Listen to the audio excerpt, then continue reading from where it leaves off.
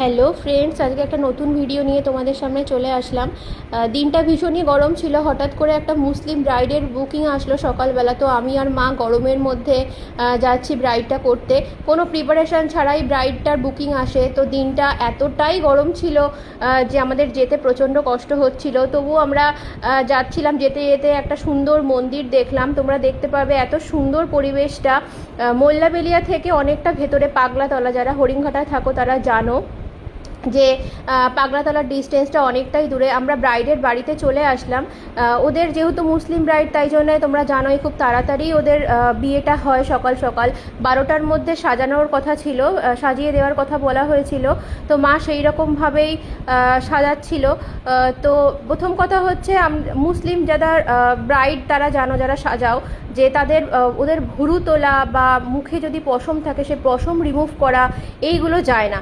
তো এমনিতেই প্রচণ্ড গরম, তার মধ্যে যদি ভ্রু প্ল্যাক করা না থাকে, ফেস পে যদি পশম তোলা না থাকে, তাহলে মেকআপ বসাতে কিন্তু ভীষণই অসুবিধা হয়। আর এই ব্রাইডটা কিন্তু ভীষণই লো বাজেটের মধ্যে ছিল। তো দেখো, সবার পক্ষে তো 10,000 20,000 টাকা দিয়ে বিয়ে সাজানো সম্ভব হয় না। তো যে যেরকম বাজেট সেই অনুযায়ী কিন্তু আমার মা সাজিয়ে দেয়। মানে Haringhata Apsara ladies beauty parlour, এটা 27 বছরের পার্লার, তোমরা সবাই জানো।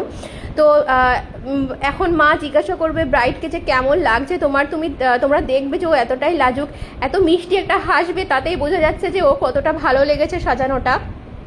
যতটা সম্ভব আমরা উইদাউট প্রিপারেশানে সাজিয়েছি। আর সব থেকে বড়ো কথা, ঘরের মধ্যে একদমই লাইট ছিল না। আমরা ফ্ল্যাশ লাইট জেলে কিন্তু মা সাজিয়েছে। আমি ফ্ল্যাশ লাইটটা ধরেছিলাম আর মা সাজিয়েছে। এত সুন্দর সাজানোটা হয়েছিল। সত্যি কথা বলতে, ও তো নিজেকে বলছে যে আমি কোনোদিনও সাজিনি, কিন্তু এত সুন্দর লাগছে আমি নিজেকে চিনতেই পারছি না। দেখো লাস্ট ফাইনাল লুকটা কি সুন্দর লাগছে, ওকে পুরো চেনাই যাচ্ছে না। ভালো লাগলে শেয়ার অ্যান্ড কমেন্ট করে দিও। Thank you.